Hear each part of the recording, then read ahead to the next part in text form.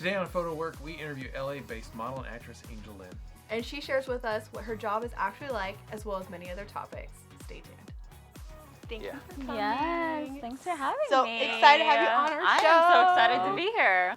We wanted to start out with telling your story, how you got to be where you are now. Amazing model. Thanks. Okay, so I never really wanted to model. I never thought about modeling or wanting to be a model. I did have a MySpace though, of course. Shows how old I am.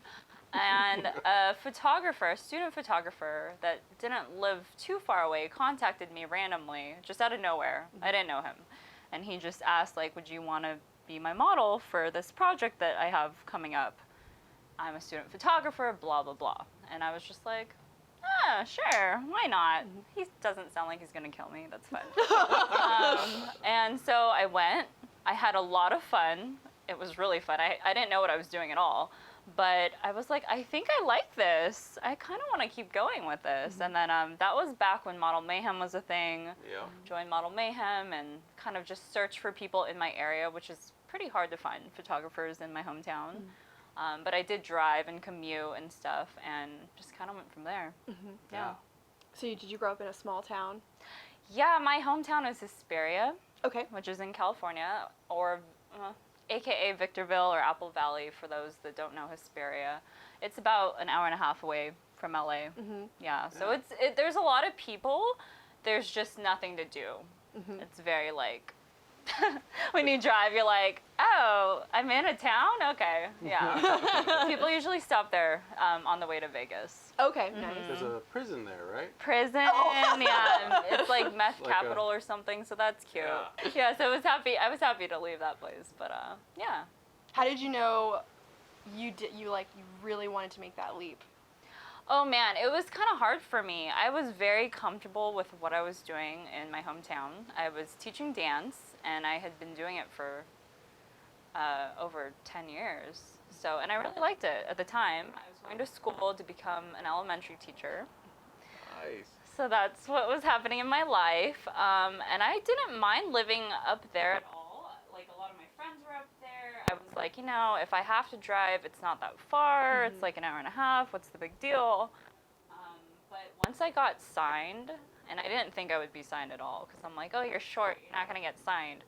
Finally got signed, and I was like really like taken aback by that. So then after that happened, I went out on my first audition, which was for a big job. I ended up booking it, which is kind of crazy. And then that's when I really knew, like, okay, you need to move.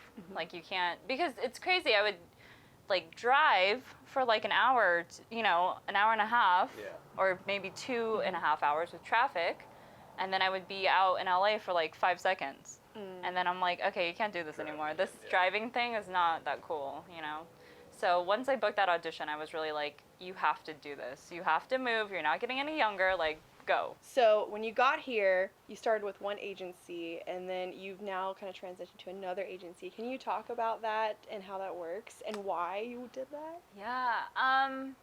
As best as you can.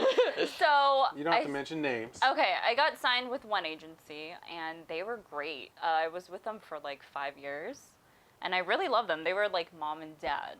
That's how I thought of them. Boutique agency, so they're a little smaller, but they explained it to me in the beginning because I was kind of really new to the whole idea of that. And they said, unless you're the main girl of the agency, like you're the main model, you might have to compete with other girls that have your same look and your same vibe, and not only are you competing to go out on auditions, but then once you go out and compete, it's like a whole nother competition. So they explained, like, this is a good start for you. It's a boutique agency, and it was great. I booked a lot with them. And then as I felt like I was kind of growing and doing well on my own too, I was booking a lot by myself, and I was non-exclusive with them, so they understood for the last 2 years. Then I got approached on email. They found me on Instagram by one of my dream agencies. Somebody that I had been stalking for like years, actually. I never submitted to them. I never said anything to them because I'm like, oh wait, they're way too big. I don't have experience, and there's no way. They found me on Instagram, and then I went and I read for them like this little commercial. They called me back the next day and said they wanted to sign me. So, yeah. So exciting. It was really exciting. Can you explain the difference for new models, like exclusive contracts versus not being exclusive contract and still being with an agency? Yeah, so exclusive means that you have to, it's kind of hard. I'm not exactly sure on all the technical things, but it's like you have to be with only that agency. So if you get approached maybe, outside on your own, you kind of have to forward your agency info and say, oh, that's cool that you want to hire me for something, but I need you to contact my agents. And so the agents are going to take a fee out. Versus non-exclusive, it's like you can have more than one agent. So maybe 2 people represent you, 2 agencies or 3 agencies. I know some girls they have so many agencies. And everyone kind of knows that you're being represented by different people, so that if you book something, your agent's not seeing that and being like, why isn't she giving us that money? It's like, well, I'm not exclusive. I got this on my own, or someone else got it for me, and I'm not giving you a cut, So. Do you prefer one over the other? I definitely think nowadays non-exclusive, if you can do it, it's better. I just feel like there's so many opportunities, especially through social media, that companies might contact you, and if they're directly contacting you because of what you're doing, like you're promoting yourself, like say for Instagram, it's like your agency doesn't have control over your Instagram. You're posting yourself, you're coming up with photo shoots and things to post to try to get followers, try to get likes, and if people are seeing that, it's kind of the fruit of your hard work. So I think it's better, I mean, I don't know. From my experience, I really like being non-exclusive. It seems to kind of work out. Yeah. Yeah. You can also book your own jobs. Yeah. And you don't have to pay that Yeah. percentage. Which is helpful because we're all trying to pay rent, Right. Yeah. I wanted to talk with you about how you overcame some stereotypes in the modeling industry. Because you work quite a bit, and I wanted to hear your story on that. It's definitely much harder for shorter models. It's changing a lot, but I feel like, when people think of models, they think 5'9", 5'10", 5'11". So when I walk into castings, or I walk into like a job, or on set for a shoot, people kind of are like, oh, you're the model?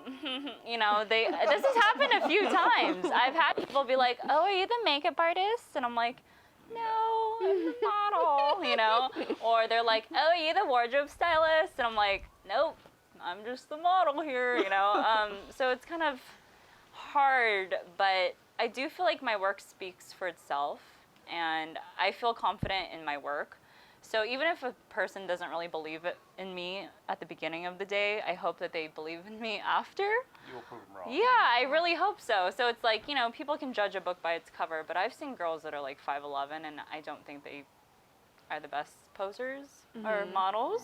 They look amazing, but once you start shooting, you're like, I need something more. And it's like, I feel like I've had to work harder, definitely, as someone that's on the shorter side, and then someone that's maybe on the older side compared to most models in the industry. Like, I really have to push myself, and I'm okay with that. I'm definitely okay with that. But it's a lot harder for sure. I think overcoming it, just work as hard as you can. Test a lot, shoot a lot, and then, make sure you're active on social media so that people are seeing your work. And seeing that you're shooting and you're trying to better yourself. I think that's something that's really important, is you can't be happy with what is going on at the moment. So it's like, okay, that shoot was awesome, but I need to keep shooting. Because if, 2 months go by, 6 months go by, and you're just like, yeah, that's my work, and it's like a year old, it's kind of like, so you're not trying to shoot more, or what's going on, That's a big thing. And I do also feel like being Asian in this modeling scene, it's growing a lot for us, for Asians, but I do also feel like, that wasn't really a look until kind of more recent. You see big ads, and now you're seeing Asian faces, but it's also hard too, because I feel like Asian models, it's like they also want one look from Asian models.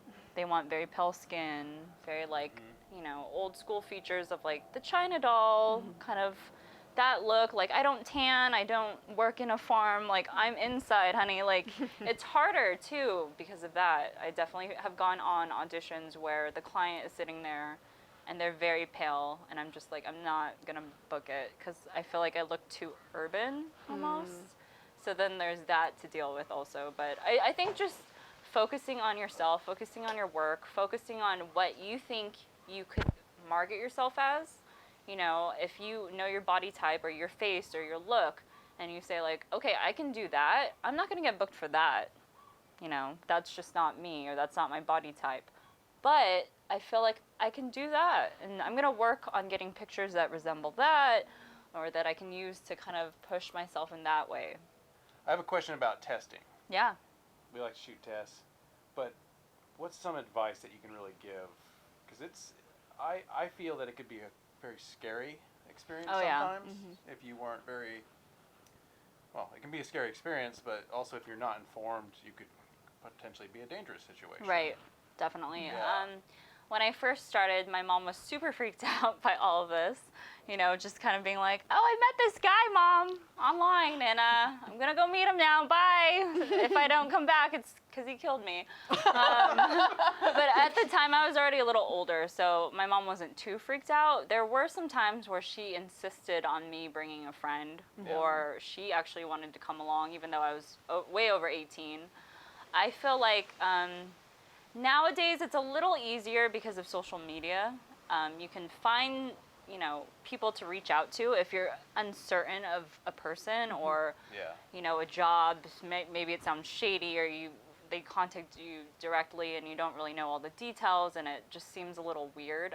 I definitely feel like you should trust your instincts. So if you feel kind of weird or a little off, or the energy from the photographer seems kind of creepy, go with your gut feeling. Just say, hey, I'm so sorry. If you want to book me for testing, contact my agent. And if you don't have an agent, maybe just tell them you're busy.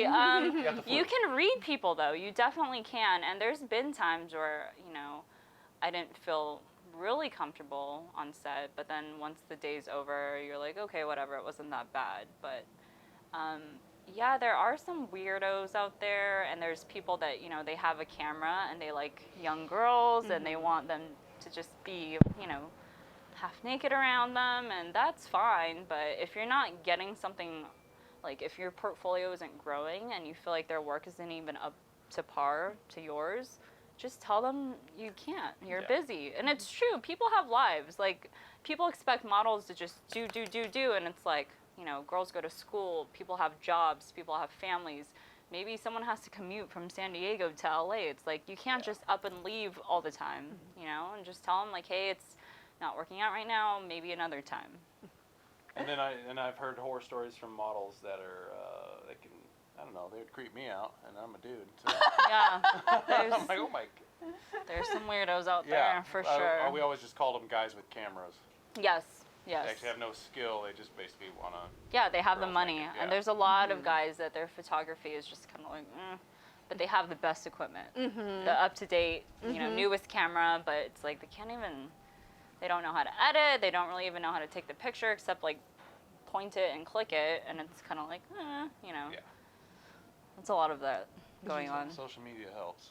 Social media helps because if you feel like something is off, you can always go to that person's portfolio and go to the people that they shot. And usually the people are tagged. You can reach out to other models and just say, hey, I have a shoot coming up with so-and-so. I saw that you shot with them. How did you like them? Make it super casual, super like, doesn't seem weird. And then most of the time, models are pretty open to giving honest opinions about people they've shot with. Yeah. So I think that's the best way to kind of, if you're feeling kind of weird about something, figure it out. Yeah. That's good too. Yep. I wanted to ask you about how you're treated as a model versus when you're acting or talent for motion or commercials.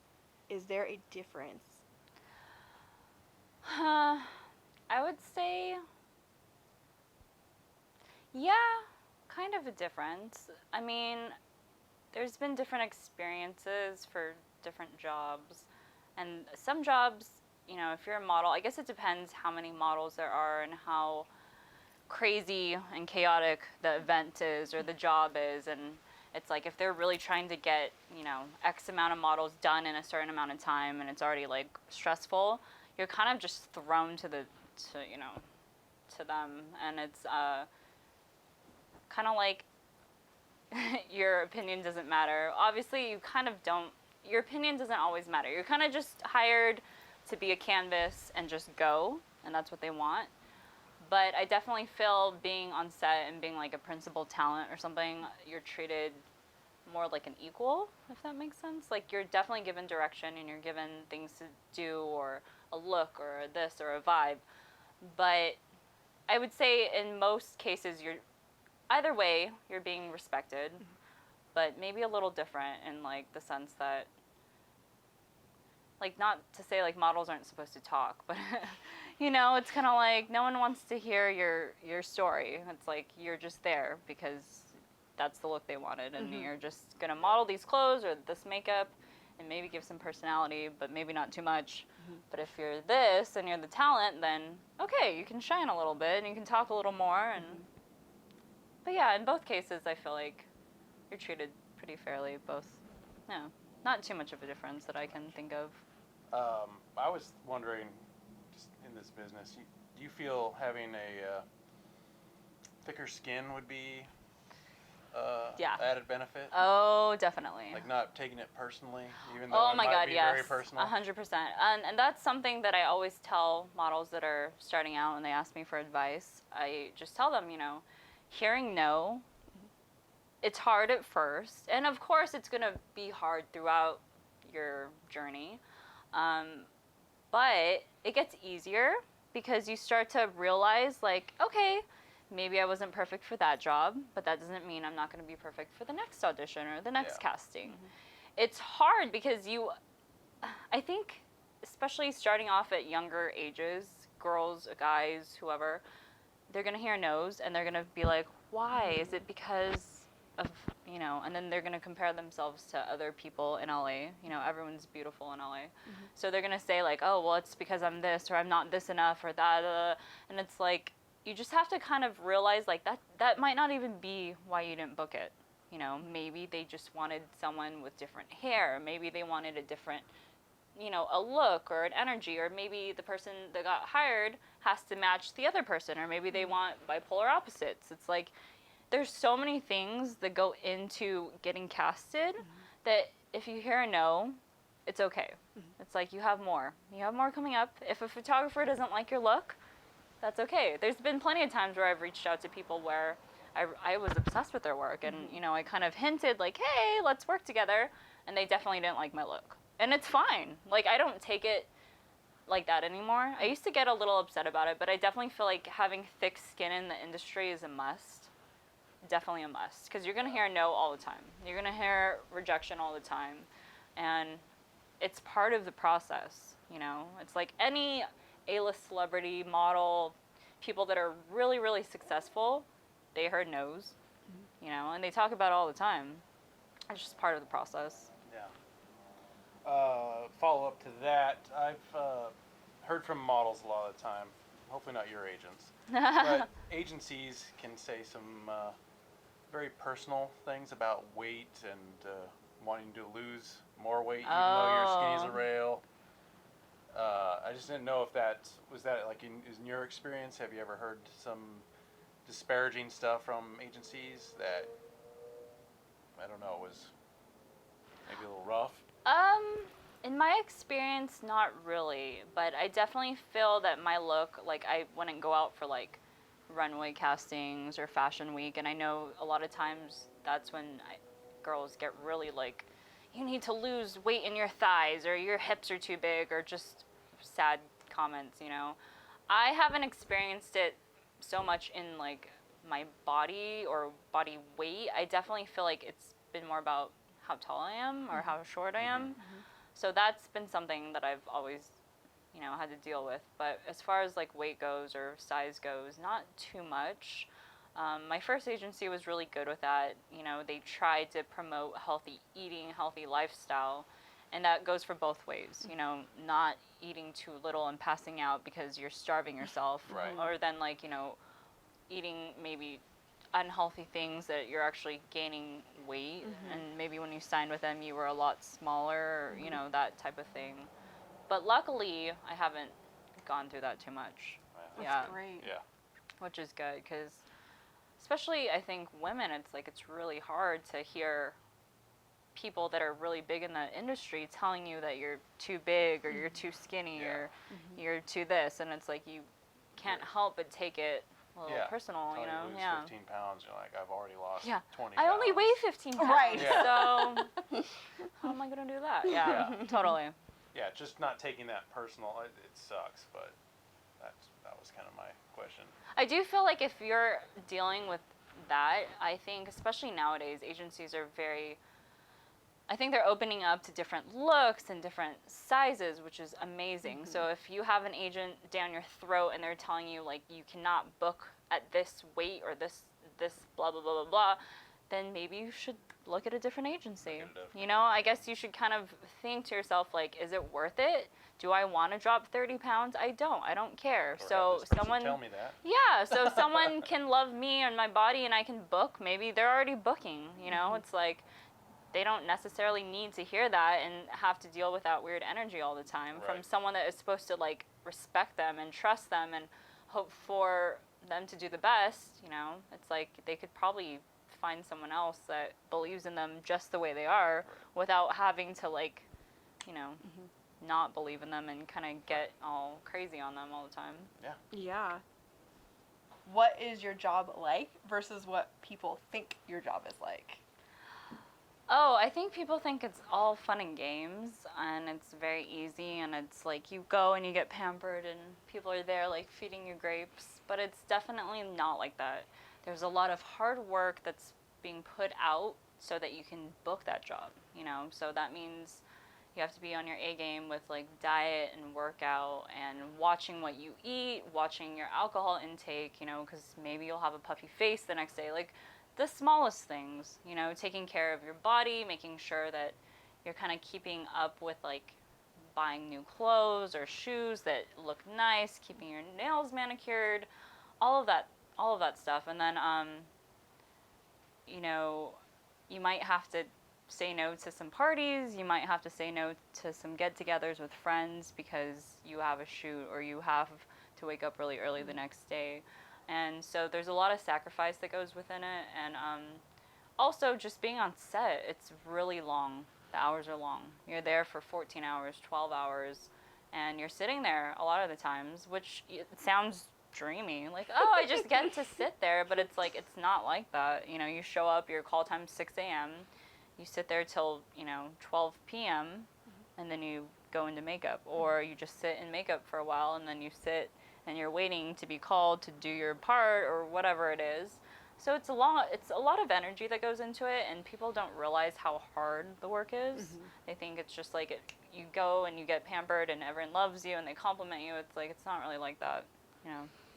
Yeah, set conditions can be kind of rough on you guys, for sure.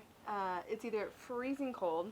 Yes. Or it's 1,000 degrees. Yes. And you are probably in the opposite type of clothes. Always. Because the seasons are shot before they're out. Yes. And we always feel guilty because we're either, like, bundled up. Right. And then you're in swimwear and it's 50 degrees. Yeah, that's happened quite a bit. Where I remember, I think it was like a year and a half ago or something, it was just middle of summer and we were shooting for fall. So it was all jackets, which was cool, but we were sweating. Like, all the models were just sweating and, like, nobody passed out, but it's like it definitely could have gone there. And you're trying to look like you're having fun and, like, you know, selling whatever you're trying to sell, but it's hard sometimes. And then I've been in opposite situations where you're in skimpy little outfits and it's freezing and people are, like, in, like, snow jackets, full face bundled up, you know, all the crew is, but you're just, like, trying not to shake and trying to look like you're excited and happy without, you know, having a red nose or, like, uncontrollable shakes or something. So yeah, it's kind of rough sometimes, for sure. Thanks for watching. Stay tuned for part 2 where Angel shares her advice for aspiring models. as well as other topics. So we'll see you next time.